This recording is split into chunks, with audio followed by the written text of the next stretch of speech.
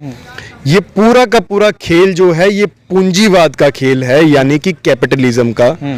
और इसके बैकग्राउंड में जब आप जानने की कोशिश करेंगे इन चीजों को, तो निकल के आता है न्यू वर्ल्ड ऑर्डर, यानी कि पूरे विश्व के अंदर एक सरकार, एक मिलिट्री और एक करेंसी। जब आप देखते हैं इसके अंदर कि सरकारें जो है इस समय पे पूरे देश भर के अंदर हर गली मोहल्ले चौराहे के अंदर सीसीटीवी कैमरास लगा रही है, और इतने महंगे महंगे सीसीटीवी कैमरास हैं जो कि फेशियल रिकॉग्निशन से इनेबल्ड हैं और आर्टिफिशियल इंटेलिजेंस भी है उनके अंदर। तो गुलाम तो ये आप लोगों को बना रहे हैं, मोबाइल के माध्यम से सारी चीजें कर रही हैं, कह रहे हैं सब कुछ आपको मोबाइल पे करना होगा।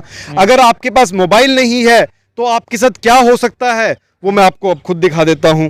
ये देखिए, ये चाइना के अंदर एक बुजुर्ग आदमी है, इनको हगने मूतने नहीं दिया जा रहा। क्यों? क्योंकि इनके पास मोबाइल फोन नहीं है, और वो कहते हैं कि जब तक आप मोबाइल फोन लाके अपना क्यूआर कोड स्कैन नहीं करोगे तब तक हम आपको जो है टॉयलेट इस्तेमाल नहीं करने देंगे। कि ये मोबाइल आपके लिए है या आप मोबाइल के लिए हैं। लगातार सरकारें जो हैं आपको मजबूर कर रही हैं कि हर एक चीज ऑनलाइन की जा रही है, घरों में आपको बंद किया जा रहा है। कि चाहे वो बीजेपी है या वो कांग्रेस है या आम आदमी पार्टी है, इनके पीछे कौन लोग हैं, इनके ऊपर से कंट्रोल कौन लोग करते हैं, किनका पैसा है, तो लगातार आपको मजबूर किया जा रहा है।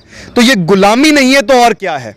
उन सबको हर्जाना मिलना चाहिए जब भी इस प्रकार की इमरजेंसी डिक्लेयर की जाती है किसी बीमारी के नाम पे, और फिर वो बर्बाद हो रहे हैं, तो उसका कौन खामियाजा भुगतेगा। इस वक्त हमारे साथ एडवोकेट गोयल साहब मौजूद हैं। गोयल साहब, क्या देख रहे हो, क्या जो नीति है, एक तरफ मोदी सरकार कह रही है कि छात्र के समर्थन में है, ये छात्र के सपोर्ट में नीति लाई गई है, डिफेंस मिनिस्टर कह रहे हैं वापस नहीं होगा, और आप लोग कह रहे हो वापस लेना पड़ेगा। देखिए, अग्निपथ स्कीम हो या फिर जो हमारे पुलिस वाले भाई हैं उनकी जितनी भी सुविधाएं वो देते हैं, उन सभी को प्राइवेट करने की बात हो, ये पूरा का पूरा खेल जो है ये पूंजीवाद का खेल है, यानी कि कैपिटलिज्म का। और इसके बैकग्राउंड में जब आप जानने की कोशिश करेंगे इन चीजों को, तो निकल के आता है न्यू वर्ल्ड ऑर्डर, यानी कि पूरे विश्व के अंदर एक सरकार, एक मिलिट्री और एक करेंसी।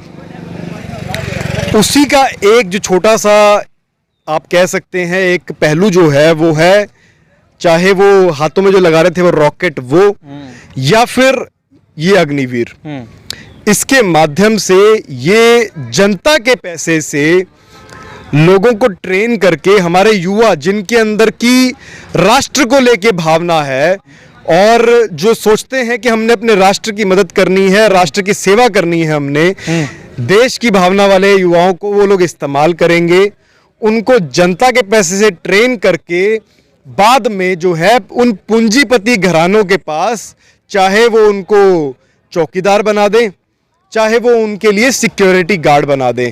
तो ये सारा का सारा खेल है। इसके अंदर वो लोग जो है इस टीओडी को लेके आए हैं। सिर्फ ये नहीं है, हर एक लेवल पे आप देखिए, चाहे आपकी जो बैंकिंग व्यवस्था है, सरकारी बैंकों को ये लोग बेच रहे हैं। टोल प्लाजाज जो हैं वो पहले सरकारी हुआ करते थे, उनको धीरे धीरे करके इन्होंने प्राइवेट कर दिया। उसके बाद टोल प्लाजा की जो रोड्स हैं उनको इन्होंने प्राइवेट कर दिया, मेंटेनेंस को। बाद में इन लोगों ने रोड्स जो है टोल की, वो सभी रोड्स को भी इन्होंने बेच दिया।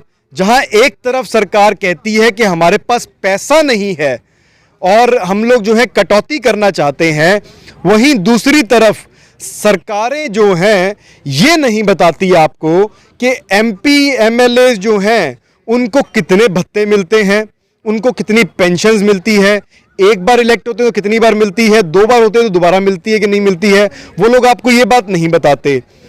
और जब आप देखते हैं इसके अंदर कि सरकारें जो हैं इस समय पे पूरे देश भर के अंदर हर गली मोहल्ले चौराहे के अंदर सीसीटीवी कैमरास लगा रही है, और इतने महंगे महंगे सीसीटीवी कैमरास हैं जो कि फेशियल रिकॉग्निशन से इनेबल्ड हैं और आर्टिफिशियल इंटेलिजेंस भी है उनके अंदर, साथ साथ में नाइट विजन का भी प्रोविजन भी है। तो उसका पैसा कहां से आ रहा है सरकारों के पास? ये सरकारें जो हैं इस समय पे पूरे के पूरे जो बड़े पूंजीपति घराने हैं, जो आप देश के अंदर देख रहे हैं, उनसे भी ऊपर जो लोग हैं, उनके इशारों पे नाच रही हैं।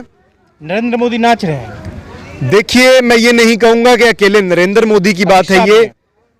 देखिए, इसमें सभी सरकारें लगी हुई हैं। आप ये देखिए कि जो मुंह के मुखौटे का जो चालान काटा जाता था, वो चाहे दिल्ली की सरकार है, चाहे आपकी राजस्थान के अंदर कांग्रेस की सरकार थी, या हरियाणा के अंदर बीजेपी की सरकार थी, वो पॉलिसीज A to Z वही अप्लाई की जाती हैं। आपको वही सब चीजें करने के लिए मजबूर किया जाता है। वो सब रॉकेट जो आपके सुई लगाई गई, उसके लिए आपको मजबूर किया गया। क्यों किया गया? आपको इन्होंने इन्फॉर्म कंसेंट लेना होता है, वो भी इन्होंने नहीं लिया आपसे। आपको बताने होते हैं कि इनके क्या साइड इफेक्ट होंगे, वो भी आपको नहीं बताया। आपको लगातार मजबूर किया गया। आपको कहा कि आप अगर कोई भी सरकारी सुविधा लेना चाहते हो तो आपको जो है वो सर्टिफिकेट दिखाना पड़ेगा उस सुई का। मैं शब्द तक नहीं ले रहा हूं क्योंकि इसके पीछे भी पूंजीवाद है। गोयल साहब, सवाल आपने कहा स्पीच में कि गुलाम बनाने की कोशिश है। कैसे गुलाम बनाएंगे बताइए? नरेंद्र मोदी को ना बच्चा है ना बीवी है, देश के लिए समर्पित लोग हैं, कह रहे हैं गुलाम बनाएंगे। 56 इंच के सीना वाले गुलाम बनने देंगे? देखिए, एक तो सबसे पहले जो आप 56 इंच की बात करते हैं, वो ना तो मैंने नापा है और ना ही मुझे वीडियो से पता लगा आज तक कि 56 इंच का सीना है कि नहीं है। इस बारे में मैं कुछ कमेंट नहीं करूंगा। लेकिन आप अगर बात कह रहे हैं कि गुलाम बनाने की, तो डेफिनेटली गुलाम आपको बनाया जा रहा है। सरकारी तंत्रों के माध्यम से आपको लगातार मजबूर किया जा रहा है कि आपको अगर ये चीज चाहिए तो पहले आपको ये सर्टिफिकेट दिखाना पड़ेगा। अगर आपको यहां जाना है, अगर आपको रेलवे पे जाना है, आपको एयरपोर्ट पे जाना है, तो आपको टेस्ट करवाना पड़ेगा। उसके माध्यम से सारा का सारा पैसा जो है उन्हीं पूंजीपति घरानों के पास और जो बड़ी मेडिकल कंपनियां हैं उन्हीं के पास जा रहा है। तो गुलाम तो ये आप लोगों को बना रहे हैं। मोबाइल के माध्यम से सारी चीजें कर रही हैं, कह रहे हैं सब कुछ आपको मोबाइल पे करना होगा। अगर आपके पास मोबाइल नहीं है तो आपके साथ क्या हो सकता है वो मैं आपको अब खुद दिखा देता हूं। आप देख के हैरान हो जाएंगे कि चाइना में क्या हो रहा है, क्योंकि ये सब चीजें जो यहां पे लाई जा रही हैं, चाइना में ये पहले ही आ चुकी हैं। ये देखिए, ये चाइना के अंदर एक बुजुर्ग आदमी है, इनको हगने मूतने नहीं दिया जा रहा। क्यों? क्योंकि इनके पास मोबाइल फोन नहीं है और वो कहते हैं कि जब तक आप मोबाइल फोन लाके अपना QR कोड स्कैन नहीं करोगे तब तक हम आपको जो है टॉयलेट इस्तेमाल नहीं करने देंगे। तो आज आम जन के लिए सोचने वाली बात यह है कि ये मोबाइल आपके लिए है या आप मोबाइल के लिए है। लगातार सरकारें जो हैं आपको मजबूर कर रही हैं कि हर एक चीज ऑनलाइन की जा रही है, घरों में आपको बंद किया जा रहा है। किसान आंदोलन 1 साल से ऊपर चला, वहां पे कोई बीमारी नहीं आई और वहां पे कोई भी वो जो कथाकथित बीमारी है जिसका मैं नाम भी नहीं ले रहा हूं क्योंकि इनका भाई साहब का जो है वीडियो भी उड़ सकता है और इनके चैनल पे स्ट्राइक भी आ सकता है, वहां तो मोदी सरकार नहीं है, वहां तो कोई और कंपनीज हैं। तो आप लोगों को यह देखना होगा कि चाहे वो बीजेपी है या वो कांग्रेस है या आम आदमी पार्टी है, इनके पीछे कौन लोग हैं, इनके ऊपर से कंट्रोल कौन लोग करते हैं, किनका पैसा है, किनकी बैंकिंग व्यवस्था है, किनका पूरा का पूरा मेडिकल माफिया है। ये सब बातें आपको जाननी होगी। जब आप इन सब बातों को जानेंगे तो आपको पता लगेगा कि पिछले 50 साल से ये लोग एक काम कर रहे हैं, एक पूरी की पूरी मुहिम पे जो है ये लोग एक्शन ले रहे हैं जिसका नाम है न्यू वर्ल्ड ऑर्डर।